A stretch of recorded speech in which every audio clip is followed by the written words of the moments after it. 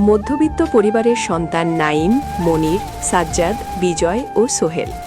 তাদের কারো হাতে দামি ক্যামেরা নেই, কারো কাছে বড় স্টুডিও নেই, তবুও একটা স্বপ্ন আছে, একদিন নিজেদের পরিশ্রম দিয়ে ফেসবুকে সফল কন্টেন্ট ক্রিয়েটর হওয়ার।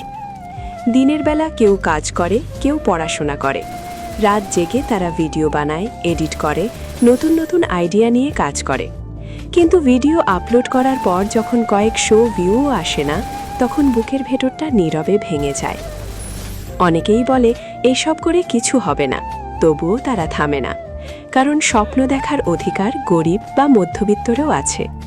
হয়তো আজ তারা সফল নয়, কিন্তু প্রতিটি সফল মানুষের পেছনেও ছিল এমনই অগণিত ব্যর্থতার গল্প।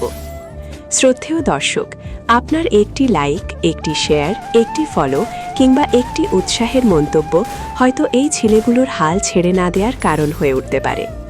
হয়তো আগামী দিনের কোনো বড় কন্টেন্ট ক্রিয়েটরের গল্প শুরু হবে আজকের এই ছোট্ট সমর্থন থেকেই।